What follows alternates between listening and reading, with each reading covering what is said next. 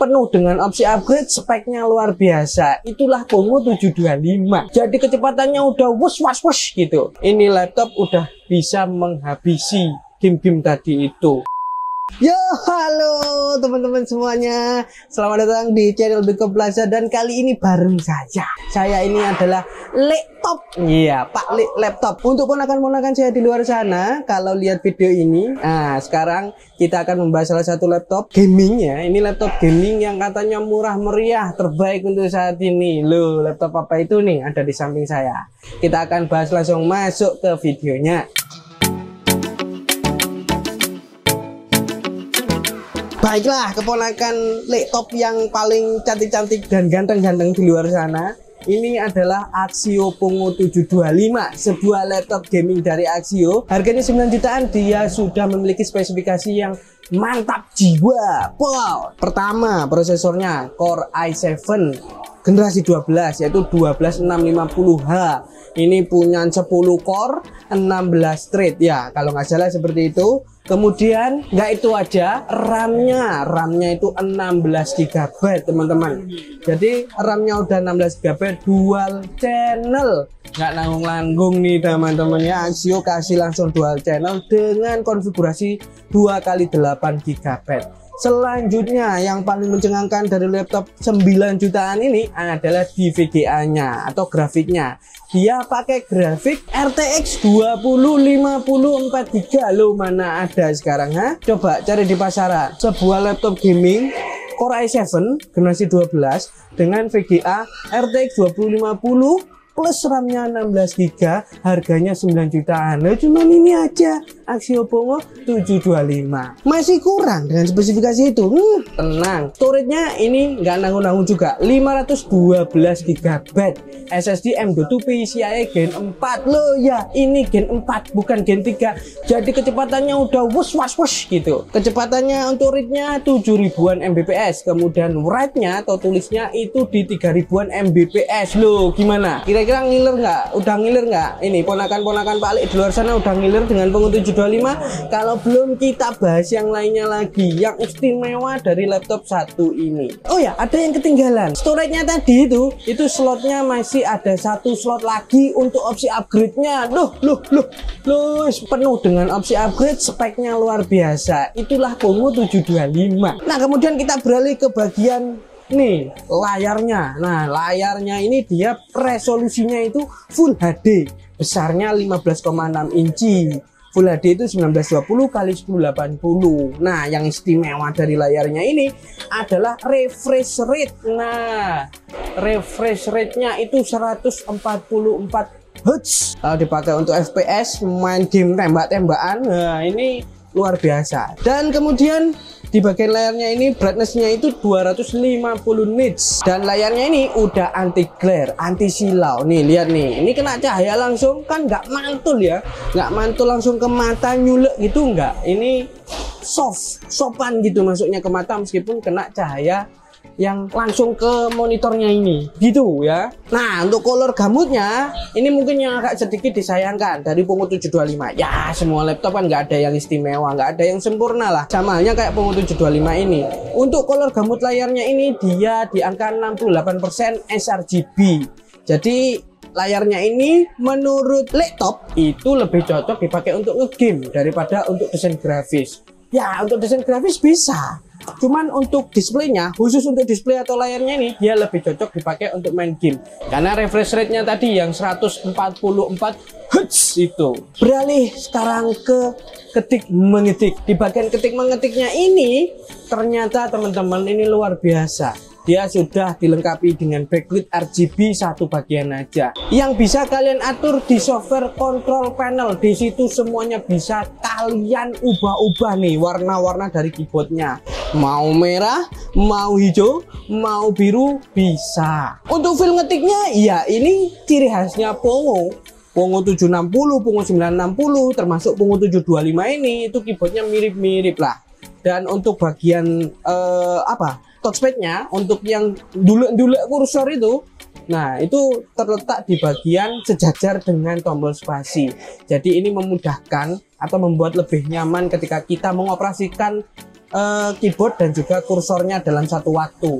Nah ya, tadi kelupaan nih bagian material dan juga secara overall desainnya ini seperti apa. Jadi seperti halnya Pongo 760 dan 960, materialnya di sini polikarbonat. Ya nggak usah berharap ini materialnya metal ya, tapi polikarbonatnya ini finishingnya mantap dan kokoh.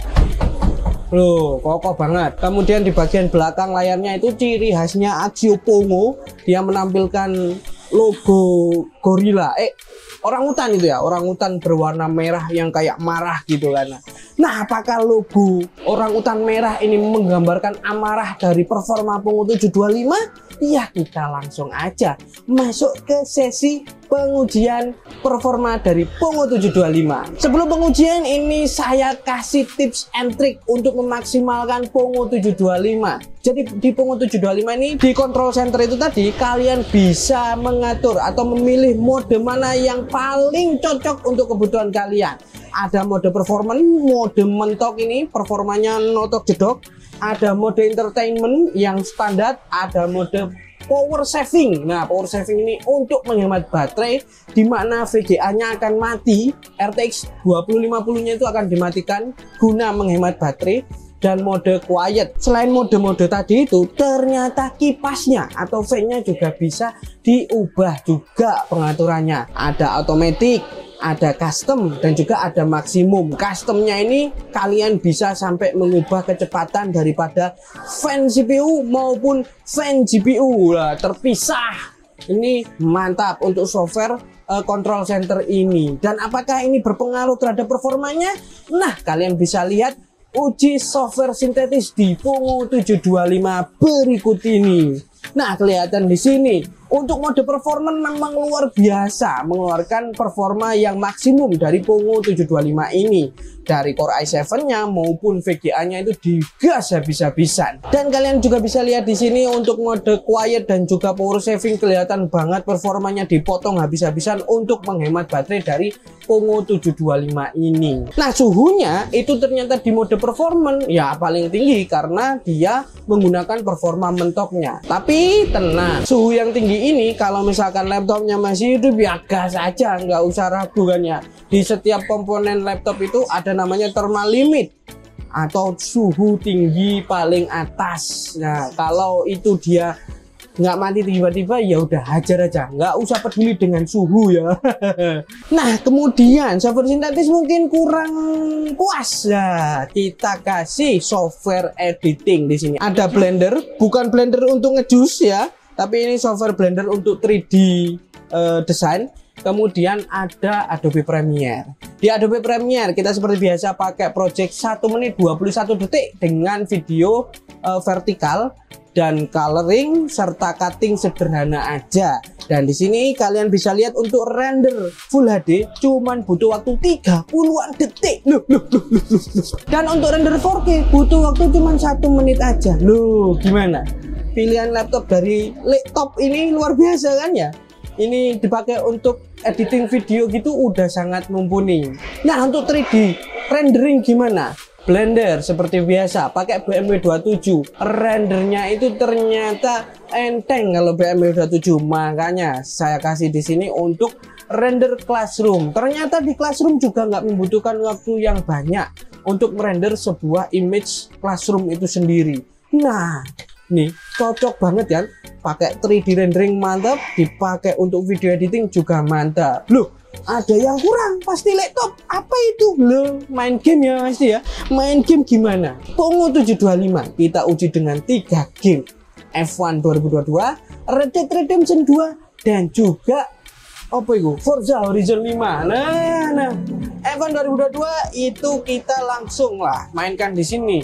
Resolusinya Full HD dengan preset setting ultra low. Low berat berarti nggak bisa main game. Tenang, ultra low di sini itu dapat 100-an FPS. Ya terlalu ringan di sini untuk Pongo 725 F1 2022 itu terlalu ringan. Di setting preset ultra low. Kita ubah akhirnya di ultra high.